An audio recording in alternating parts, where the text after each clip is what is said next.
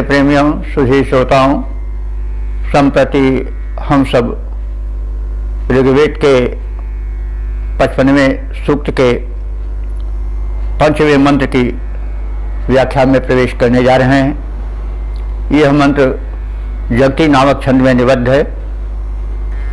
दृष्टा ऋषि हैं सव्य आंगिरस और देवता हैं इंद्र। विषय है लोकोपकारी इंद्र। अब प्रथम संबंधित मंत्र का पाठ हो जाए। ओम स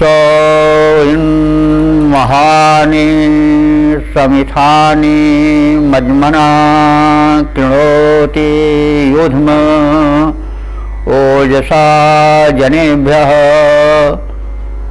अधाचन दधाति त्रिशीमत इंद्राय वज्रम निघन्ते वधम्। ओम स महानि समिथानि मज्मना कृणोति युध्म ओजसा जनेभ्यः अधाचन दधति त्रिशीमत इंद्राय वज्रम निघ्नते वधम्। शब्दार्थ जाने। सह वह इंद्र, कैसा इंद्र? युधुमा, जो कि जुझारू है, यानी परम योद्धा है। जनेभ्य माने उपासक जनों के हितार्थ। मजमना, मजमना माने महान।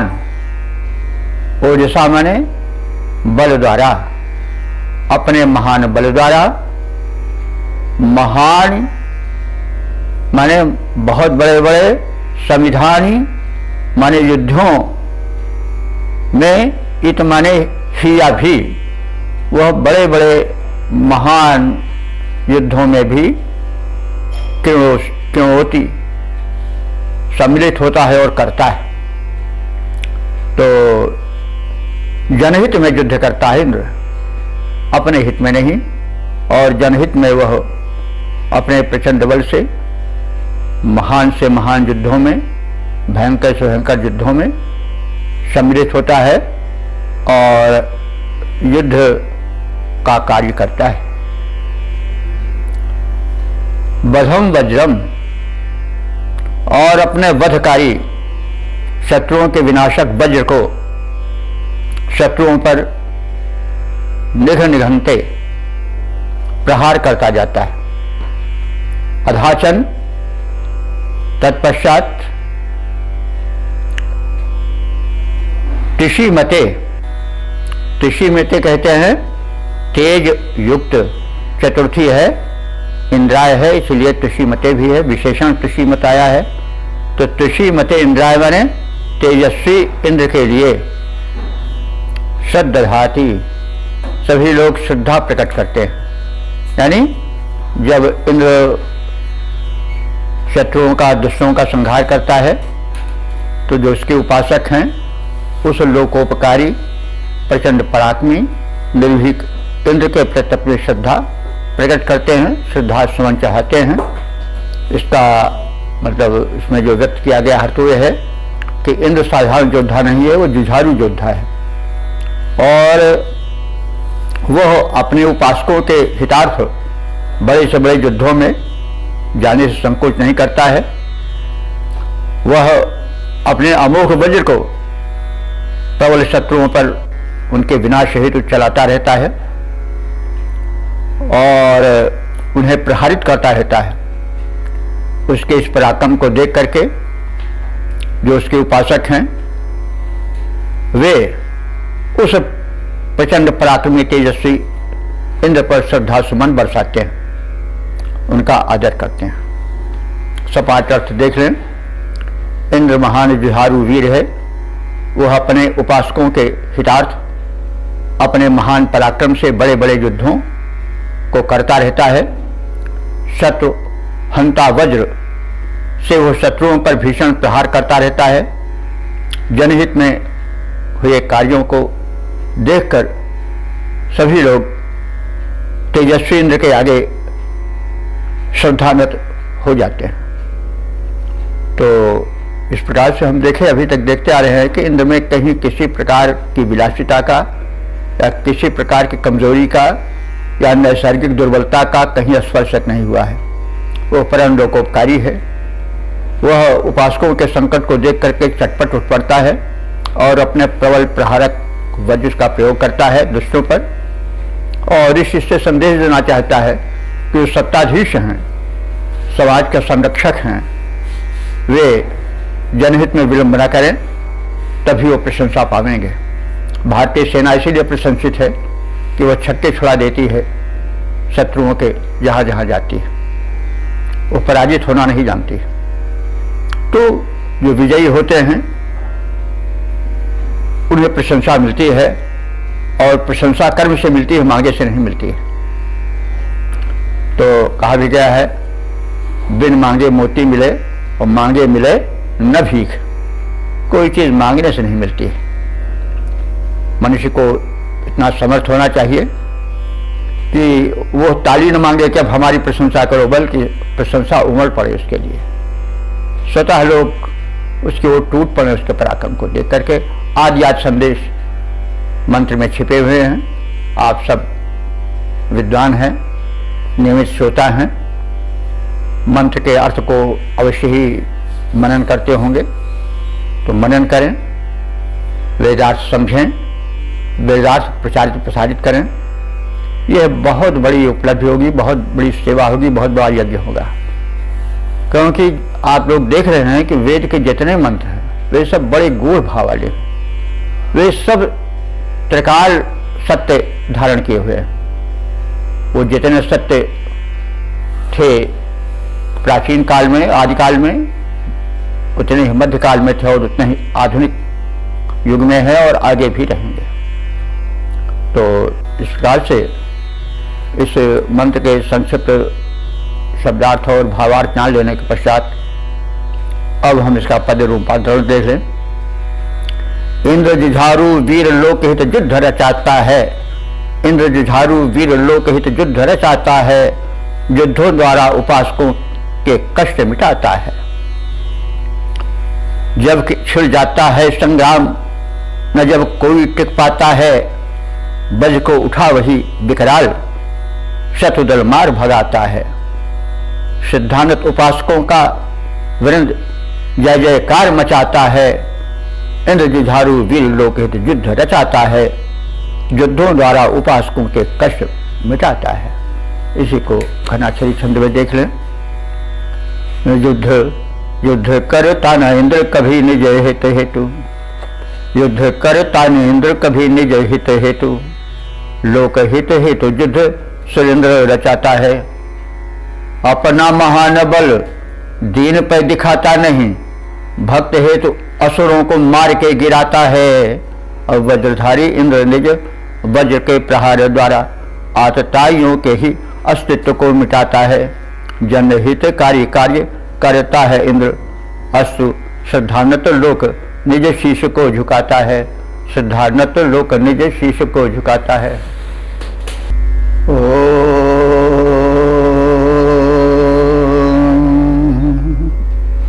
वेद प्रेमियों, सुधी श्रोताओं, संप्रति हम सब ऋग्वेद के प्रथम मंडल के 55वें सूक्त के छठे मंत्र की व्याख्या में प्रवेश करने जा रहे हैं।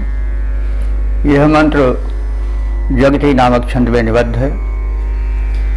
मंत्र दृष्टा ऋषि हैं सव्य आंगिरस और देवता हैं इंद्र। शीर्षक है लोकोपकारी दुष्ट दलहारी कर्मठ इंद्र।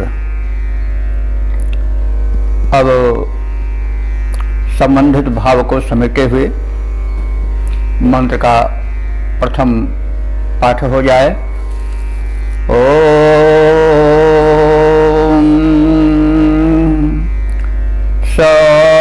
हि श्रवस्युः सदनानि कृत्रिमा क्षमया वृधान ओजसा विनाशयन्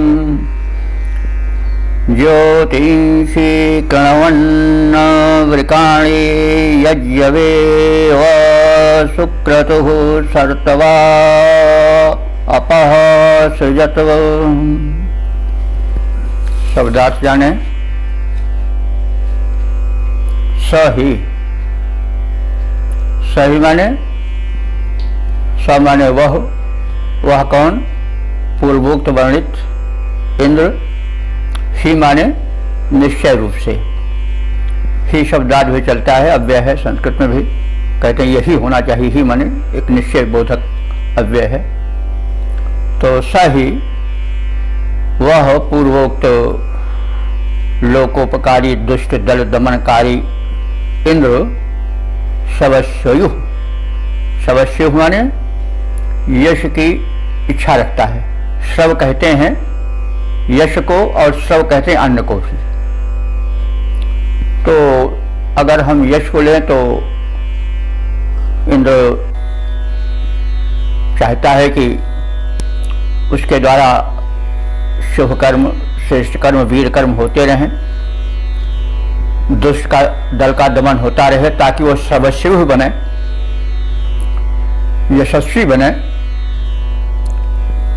और अगर श्रव का अर्थ अन्न लें तो ठीक है, अन्न से, अन्न धन आदि से युक्त हो। उस समय का सबसे बड़ा धन अन्न था और गो था, यह हम सब जानते हैं। तो वह इंद्र जो है वह कैसा है? शवस्यु है, यश चाहने वाला है। मतलब उसके हृदय में रहती है यह बात कि इंद्र दुष्टों का दमन करे, शुभ कर्म करे, ताकि उसका यश विस्तृत हो, उसकी महिमा को लोग पहचाने और उसी की भांति शुभ कर्म करने में लगें। ऐसा नहीं कि कोई उसको इस अर्थ में लिया जाए कि वह तो चाहता है कि लोग उसकी बैठ कर तारीफ किया करें। ना, वो कर्मठ है। तारीफ इसलिए चाहता है कि उसी की देखी देखा लोग जो हैं वो भी शुभ कर्म द्वारा अपने को प्रशंसित पावे। तो वह ऐसे नहीं कि निठल्ले बैठे बैठे प्रशंसा होती है। जैसे जब युग का क्षरण काल था तो लोग राजा महाराजा 10 चापलूस बटोरे रहते थे, उनकी कीर्ति गाया करते थे कि आप तो इंद्र के समान हैं, आप विष्णु के समान, इनसे बड़े उनसे बड़े। उसी में फूले नहीं समाते थे। तो ऐसा नहीं, वो एक क्षरण काल था देश का, जबकि स्वाभिमान राणा प्रताप की तरह नहीं था। लोगों में यश सुनने की ज़्यादा इच्छा थी, पुरुषार्थ कम था। तो इंद्र में जो है वो पुरुषार्थ है, वह सुक्रतु है। सुक्रतु कहा गया है। क्रतु कहते हैं यज्ञ को या शुभ कर्म को।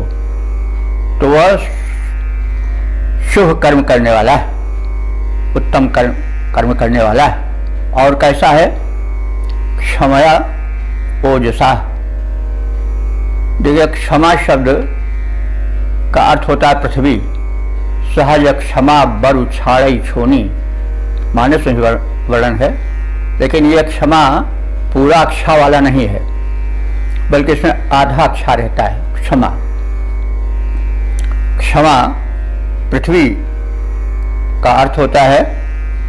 तो यहाँ पृथ्वी इसलिए आया है कि ओजसा माने वह ओज तेज धारण किए रहता है। कैसे? जैसे क्षमा, जैसे पृथ्वी विस्तृत है और उसी प्रकार से उसका जो यश है, कीर्ति है, शुभ कर्म है, वो सब बड़ा विस्तृत है। तो क्षमया ओजसा, वह अपने ओज में, जैसे पृथ्वी बहुत विस्तृत है वैसे वो भी बहुत विस्तृत है। यानी परम जो है वह तेजस्वी है। तो और वो कैसा है कि कृत्रिमा सदनानी, शत्रुणाम, शत्रुओं के, कृत्रिमा सदनानी, कृत्रिम माने निर्मित, यहाँ कृत्रिम का अर्थ आजकल जो प्रचलित है वो है कि बनावटी, लेकिन ये कृत्रिम है, बनाए गए। तो सदनानि माने घर। शत्रुओं ने जो अपने प्रबल नगर बसा लिए थे और उनके घर बड़े पुष्ट थे, उनको क्या किया उसने? विनशयन, नष्ट करते हुए, यानी विनष्ट किया। तो कृत्रिमा सदनानि शत्रुणाम कृत्रिमा सदनानि, शत्रुओं के निर्मित, बिल्ट, आर्टिफिशियल नहीं। कृत्रिम माने आर्टिफिशियल या बनावटी नहीं, कृत्रिम माने बिल्ट, बनाए गए, किए गए। कृत्रिमा सदनानि, जो शत्रुओं के, असुरों के द्वारा बनाए गए नगर थे, सदन थे, उनको विनाशयन, विनाश करता हुआ। और इस प्रकार से विधाना, विधाना माने अपने बल को और अपनी कीर्ति को बढ़ाता हुआ, ज्योतिषिम अव्रकाणि कृण्वन्, ज्योतिषिम माने या ज्योतिम, जो ज्योतियां थीं, ज्योतियां कौन है? सूर्य हैं, चंद्र हैं, तारे हैं। तो आकाश में इन ज्योतियों को आसुरी शक्ति से युक्त वृत्तासुर ने ढक लिया था। फलस्वरूप धरती पर प्रकाश नहीं आ पा रहा था। तो ऊपर तो जो विशेषण दिए गए हैं वो इंद्र के सामर्थ्य के सूचक हैं, लेकिन उसने सामर्थ्य तो अपने में भरे ही है और ऋषि ने उसकी सामर्थ्य को बताया भी, लेकिन ये भाई सामर्थ्य है तो कुछ कार्य भी उससे हुआ। अब उसका उल्लेख आगे ऋषि कर रहा है कि इस प्रकार से वह इंद्र जो कि सत्कर्मों द्वारा कीर्ति का इच्छुक है और जो शुभ कर्म करता रहता है, जिसका वो जो तेज बल वैभव धरती की तरह विस्तृत है, और जो शत्रुओं के बनाए गए नगरों को ढहा देने वाला है, भवनों को ध्वस्त कर देने वाला है। और इस प्रकार से उसने अपने को विधाना हमारे बढ़ा लिया है बल में और कीर्ति में। तो उसने अब किया क्या कि ज्योतिषिम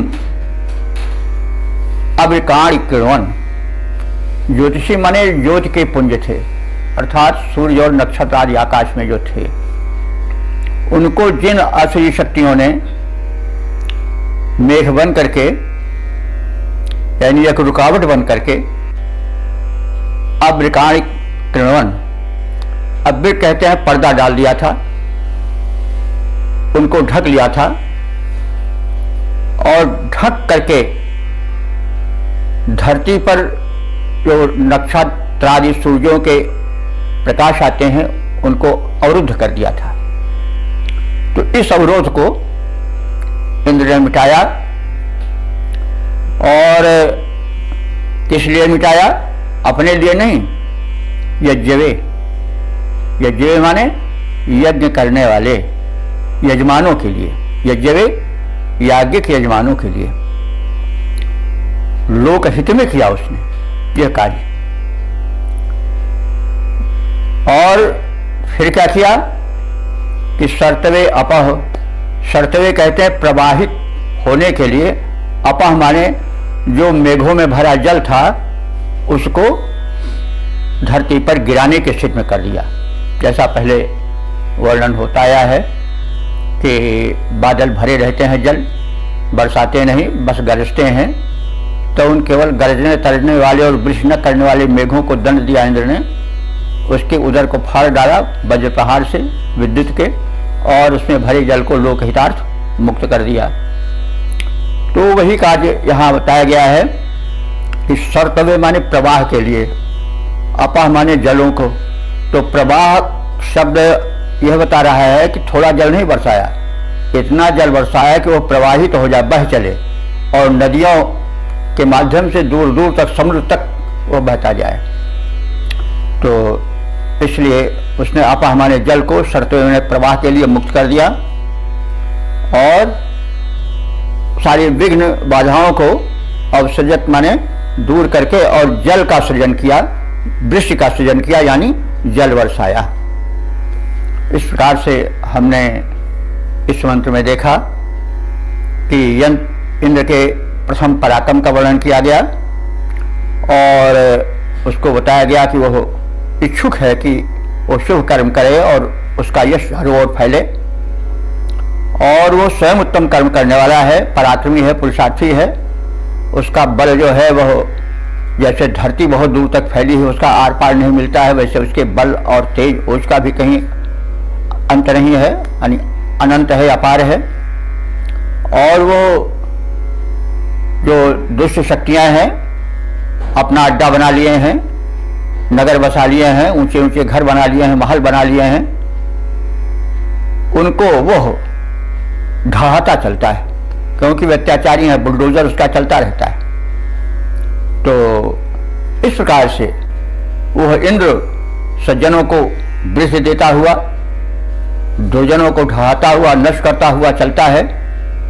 और जो ऐसे मेघ थे जो कि वृष्टि नहीं करते थे, कृषि प्रधान देश को वृष्टि से वंचित रख करके उसको तड़पाते थे, उन मेघों जो वृत्तासुरीय शक्ति से प्रेरित थे उनके उदर को फाड़ करके जल को मुक्त किया, धरती पर गिराया और जो यज्ञ करने वाले यजमान थे उनको सुखी किया और इतना जल बरसाया कि जल प्रवाहशील हो गए और वे नदियों में बहते हुए समुद्र की ओर चल पड़े, जिससे धरती की पिपासा बुझी, फसलें आगे बढ़ीं, आदि आदि। तो इसमें संदेश यह है कि इसी प्रकार से जो हमारे सत्ताधीश हैं, सम्राट हैं, राष्ट्राध्यक्ष हैं, जो कुछ हैं, जो सर्वोच्च शक्तियां हैं, वे अपने बल का वर्धन करें और शुभ कर्म करके अपनी कीर्ति फैलाएं और जो अवरोधक शक्तियां हैं उनका दमन करें।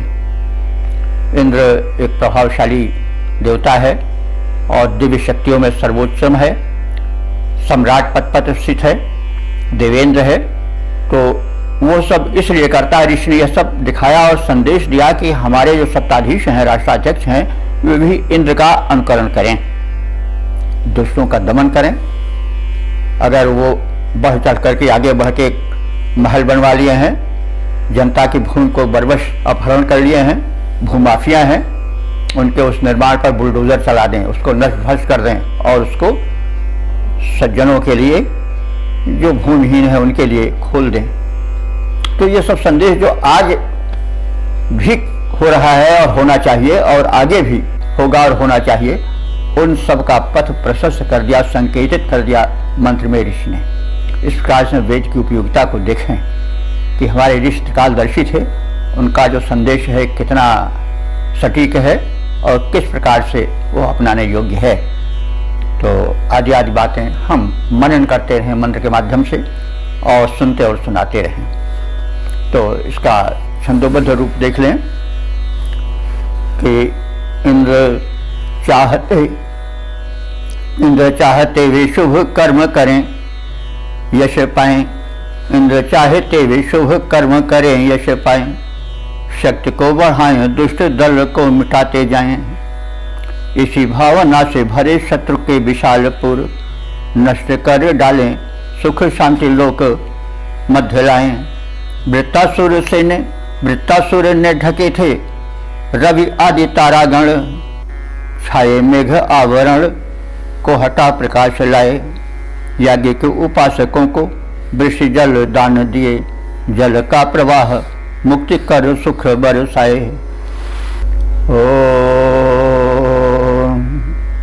वेद प्रेमियों, सुधी श्रोताओं, संप्रति हम सब ऋग्वेद के प्रथम मंडल के 55वें सूक्त के 7वें मंत्र की व्याख्या में प्रवेश करने जा रहे हैं।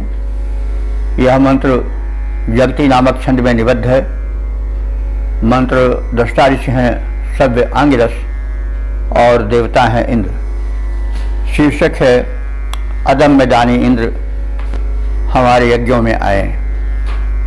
अब संबंधित मंत्र का पाठ हो जाए। ओम दानाय मनः सोम पावन्नस्तु तेरवांचा हरि वंदन सुधाकृधि यमिष्ठा सह सारथयो य इंद्र ते नत्वा केता आदघ्नुवन्ति भूर्णयः। शब्दार्थ जाने। सोम पावन। सोम माने आप जानते हैं वह दिव्य रसायन तुल्य सुस्वादु सोमरस जो कि सोमलता से कूट कर निकाला जाता था और विधिवत तैयार किया जाता था पेय रूप में। इंद्र को यह सोमपान अत्यधिक प्रिय है क्योंकि यह सोम जो है वह शक्तिवर्धक है, बल ओज से शरीर को भर देता है और सौम्य है। तो नैवेद्य रूप में जब भक्त प्रस्तुत करते हैं तो वही नैवेद्य तो भक्त भी ग्रहण करते हैं। तो कहने का मतलब यह संकेतित है कि व्यक्ति का जो खान पान हो वह शक्तिवर्धक हो, सुस्वादु हो, सात्विक हो, किसी प्रकार से उसमें तामस का प्रवेश न हो। तो सोम का अर्थ सौम्य भाव या भक्ति रस भी हो सकता है, जैसा हम लोग सुनते आए हैं, कहते आए हैं। तो दोनों को हम जोड़ करके अर्थ कर सकते हैं। तो सोम पावन, पावन माने यहाँ पवित्र नहीं है, पावन माने पान करता, पा धातु से पाने अर्थ में है। हे सोम पान के प्रेमी इंद्र देवता, ते मनः तुम्हारा मन दानाय अस्तु हम उपासकों के प्रति दान भावना से युक्त रहे। वंदनश्रुत, हे इंद्र आप स्तुतियों को सुनने वाले हैं और सुनकर उस पर ध्यान देने वाले हैं, इसलिए हम आपसे स्तुति करते हैं कि हरि, यह हरि का अर्थ होता है घोड़ा। हरि के कई अर्थ होते हैं लेकिन यहाँ हरि घोड़े के अर्थ में है। हरि का शब्दार्थ भी हम कई बार बता चुके हैं, इसलिए अब वहाँ इसके कहने की आवश्यकता नहीं है। तो हरि, हरि का द्विवचन है। तो अपने दो घोड़ों से जुटे रथ से अर्वांच, अर्वांच माने हमारी ओर, आकृति माने आने का मन करो। इंद्र, हे इंद्रदेव, ये ते सारथ हो, ये माने जो, ते माने तुम्हारे, सारथ हमारे सारथी लोग हैं, वे यमिष्ठासः, यमिष्ठासः माने नियंत्रक हैं। कैसे रथ चलाया जाए, कैसे उसको सन्मार्ग पर लाया जाए आदि में चतुर हैं। हम चाहें तो उसको शरीर से भी जोड़ सकते हैं कि जो इंद्रियां हैं वे घोड़े हैं, वे नियंत्रित हैं और किस ओर उन्हें मोड़ा जाए, ये शरीर रूपी रथ किस ओर चले, इसको वे विधिवत जानते हैं, यानी वे सन्मार्ग प्रेरक हैं। तो आत्मानम रथनम विद्ध शरीरम रथमेव च, इससे भी जोड़ा जा सकता है। मंत्र समाज शैली के हैं, इसलिए उसमें जो सद्भाव युक्त अर्थ हैं उनको प्रकाशित किया जाए, कहा जाए, सुना जाए और समझा जाए और मनन किया जाए। तो इस प्रकार से हे इंद्र, इंद्र को हम कई बार कह चुके हैं कि शुद्ध साहित्य में वो आत्मा बोधक भी है, प्राण बोधक भी है और सूर्य बोधक भी है। इंद्र के व्यापक अर्थ हैं। संस्कृत साहित्य में ऐसा है कि जो जितना महान होता है उसके उतने ही गुण, उतने ही नाम दिए जाते हैं। तो इंद्र को देखा जाए शब्दकोश में तो 25 अर्थ उसके हैं, पर्याय हैं। तो यहाँ बताया जा रहा है कि हे इंद्र, तुम्हारे जो सारथी हैं वो परम चतुर हैं, वे यमिशासा माने नियंत्रक हैं, अश्वों को अपने वश में रखने वाले हैं, और आप किन गुणों से युक्त हैं कि केताह भूणया, केताह माने भयंकर, केत तुल्य, राहु केत तुल्य। जो भूणया है माने शत्रु है, भूणया बहुवचन, जो बड़े भयंकर शत्रु हैं, तो न आदभ्नुवन्ति, वे तुझे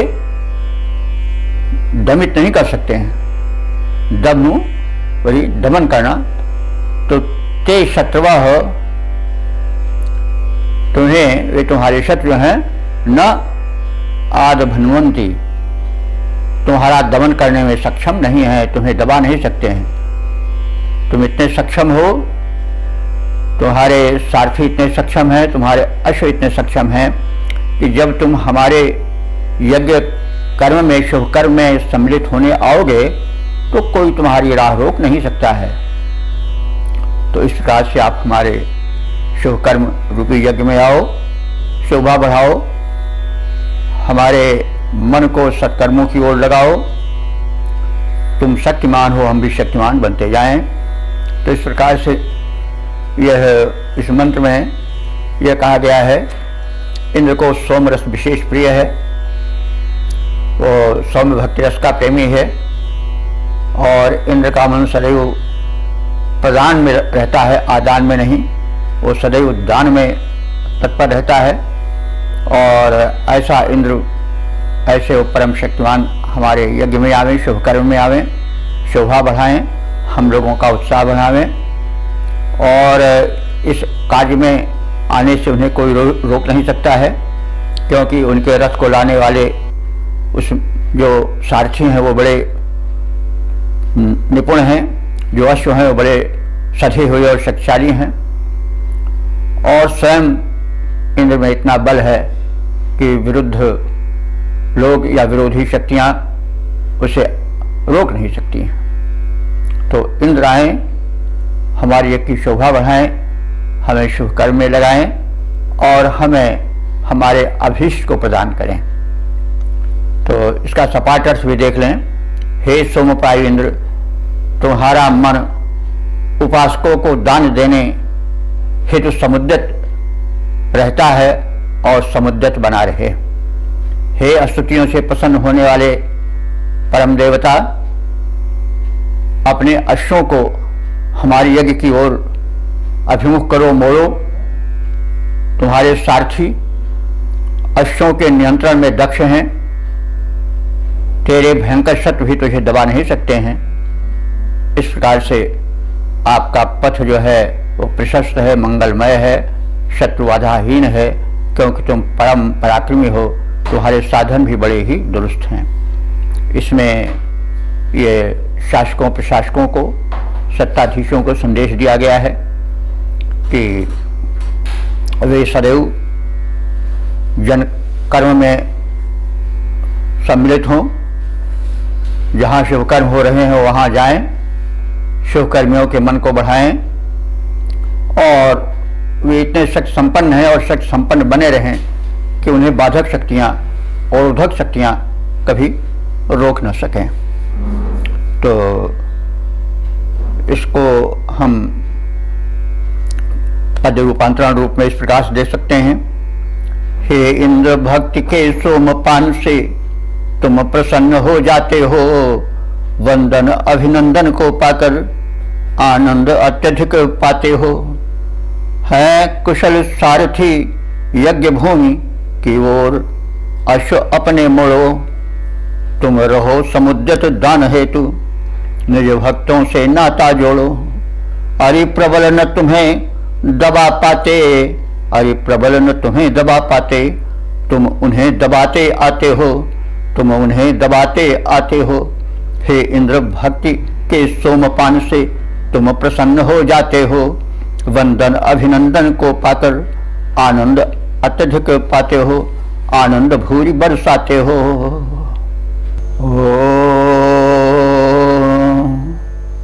वेद प्रेमियों, सुधी श्रोताओं, संप्रति हम सब ऋग्वेद के प्रथम मंडल के 55वें सूक्त के 8वें मंत्र की व्याख्या में प्रवेश करने जा रहे हैं। यह मंत्र इस सूक्त के समापन वाला मंत्र है। इसके मंत्र दृष्टा ऋषि हैं सव्य अंगिरस, छंद है जगति और देवता है इंद्र। शीर्षक है कर्मठ इंद्र। अब संबंधित मंत्र का पाठ हो जाए। अप्रक्षितम वसु विहर्षे हस्तयोर्षाढहं सहस्तन्मे श्रुतो दधे आवृतासो वतासो न कर्तभिस्तनूषु ते क्रतव इंद्र भूरयः। शब्दार्थ जाने। इंद्र, हे पूर्वोक्त गुणों से समृद्ध इंद्र देवता, हस्तयो, तुम्हारे दोनों हाथों में, अप्रक्षितम, अप्रक्षितम माने क्षय रहित, जो कभी समाप्त न हो, ऐसा या ऐसे, वसु माने धन, संपत्तियां, समृद्धियां भरी रहती हैं। विभर्षि, तुम उनको धारण करते हो। श्रुतः माने हे प्रसिद्ध कीर्तिमान इंद्र, तन्वी, तन्वी माने शरीर में, तुम्हारे शरीर में अषाढ़हम सह, अषाढ़हम का अर्थ होता है अदम्य और सह माने बल। तुम्हारे शरीर में अदम्य बल है और तुम उसे दधे माने धारण करते हो। ते तनूषु, तेरे शरीर में भूरयः क्रतवः, भूरयः माने भूज माने बहुत, भूरयः बहुवचन, भूरयः क्रतवः, बहुत से शुभ कर्मों का निवास है। तुम्हारा शरीर सत्कर्मों से भरा हुआ है, तुम अनंत शुभकर्मी हो और कर्त भी अपने कर्मों से इतना तुम संपन्न हो, समृद्ध हो, प्रशंसित हो और उन कर्मों के कारण तुम्हारे शरीर में इतने सद्गुण भरे हुए हैं। उनके लिए दृष्टांत दिया जा रहा है कि वे सद्गुण तुमको वैसे घेरे रहते हैं जैसे कि अवतासा, अवतासा कहते हैं कुएं को, अवतासा माने कुआं, और ना माने समान, जैसे बहुत पहले कहा जा चुका है कि जब संज्ञा के बाद में ना होता है तो समानार्थक होता है, पहले होता है निषेधार्थक होता है। तो अवतास कहते हैं कुएं को। जैसे कुएं को मनुष्य घेरे रहते हैं, वैसे ही तुम्हारे शरीर को आवृतासा हमारे घेरे रहते हैं। कौन? शुभ कर्म, यानी तुम्हारे शरीर में शुभ कर्मों का बहुत बड़ा संचयन है। और जैसे कुएं को तमाम लोग जल के लिए घेरे रहते हैं, वैसे तुम्हारे शरीर को ये सद्गुण घेरे रहते हैं, यानी तुम में अनंत सद्गुण है, यह इसका आशय है। तो इस मंत्र में बताया गया है इंद्र परम दानी है, उसके दोनों हाथों में दान हेतु अक्षय धन भरा रहता है, उसे वो धारण करता है। उसके शरीर में अदम्य बल है और उसके शरीर में भांति भांति के सत्कर्म भरे रहते हैं, वो सत्कर्मी है। उसके लिए दृष्टांत दिया गया है कि जैसे कुएं को घेरे रहते हैं रोग जरार्थ, उसी तरह से सद्गुणों की भी संचयन तुम्हारे शरीर में रहता है, यानी तुम अनंत गुणों की खान हो। तो इसे हम सपाट अर्थ रूप में भी देख लें। हे इंद्रदेव, तुम अपने दोनों हाथों में अक्षय धन वैभव धारण किए रहते हो। तुम यशस्वी हो, अपने शरीर में अदम्य बल धारण करते रहते हो। जैसे कुएं मनुष्यों से घिरे रहते हैं, वैसे तुम्हारे शरीर में बहुत से सत्कर्म सक्रिय रहते हैं। सत्क्रियाएं सदैव तुमसे होती रहती हैं, तुम में निवास करती रहती हैं, सक्रिय बनी रहती हैं, अर्थात तुम सत्कर्मों में व्यस्त रहते हो। और इस प्रकार से तुम्हारा जो रूप है वह अनंत है, सद्गुण युक्त है। तो इसको हम इस प्रकार से अब इस मंत्र का छंदोबद्ध रूप भी देख लिया जाए। हे इंद्रदेव, निज हाथों में अक्षय धन धारण करते हो। हे परम यशस्वी, तन में अतिशय बल संचारण करते हो। जलपूर्ण कूप को जन समूह मिल घेरे रहते हैं जैसे, जलपूर्ण कूप को जन समूह मिल घेरे रहते हैं जैसे, तेरे तन को सत्कर्मों के घेरे घेरे रहते वैसे। यों कर्मठता का पाठ पढ़ा आलस्य निवारण करते हो। यों कर्मठता का पाठ पढ़ा आलस्य निवारण करते हो। हे इंद्रदेव, निज हाथों में अक्षय धन धारण करते हो। हे परम यशस्वी, तन में अतिशय बल संचारण करते हो। तो अब इसके पश्चात हम संक्षिप्त रूप में इसके मैंने इस सूक्त के प्रारूप का, सूक्त सार का ज्ञान प्राप्त कर लें। यह ऋग्वेद के प्रथम मंडल का 55वां सूक्त है। इसमें 8 मंत्र हैं। इनकी व्याख्या हो चुकी है सद्य, और अब तक कुल व्याख्यायित मंत्रों की संख्या है 659।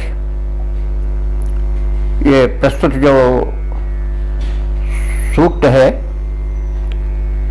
इसमें जगती छंद का प्रयोग है, और मंत्र दृष्टा ऋषि हैं सव्य आंगिरस। देवता है इंद्र। इंद्र के विषय में हम कई पिछले सूक्तों में परिचय प्राप्त कर चुके हैं। तो इस सूक्त में इंद्र के जो वैशिष्ट्य गिनाए गए हैं उसका हम मंत्रक्रम से दर्शन कर लें। इस सूक्त के प्रथम मंत्र में इंद्र का बल लोकार्थ समर्पित रहता है, इसका वर्णन है। दूसरे मंत्र में इंद्र के अतुल बलवीर्य का कथन है। तीसरे मंत्र में लोक हितैषी जननायक इंद्र का चित्रण है। पांचवें मंत्र में सर्वपूज्य इंद्र का वर्णन है। पांचवें मंत्र में लोक रक्षक इंद्र का प्रारूप प्रस्तुत किया गया है। छठवें मंत्र में दुष्ट दल विदारक इंद्र का चित्र खींचा गया है। सातवें मंत्र में अदम्य और दानी इंद्र का यज्ञ में आवाहन का प्रस्तुतिकरण है। और 8वें मंत्र में कर्मठ ऐश्वर्यवान सद्गुण संपन्न इंद्र का प्रारूप प्रस्तुत किया गया है। इस प्रकार से हमने इस ऋग्वेद के प्रथम मंडल के 55वें सूक्त के विषय में ज्ञान प्राप्त किया। अब अगले एपिसोड में जो है हम लोग 56वें सूक्त की व्याख्या में प्रवेश करेंगे। इति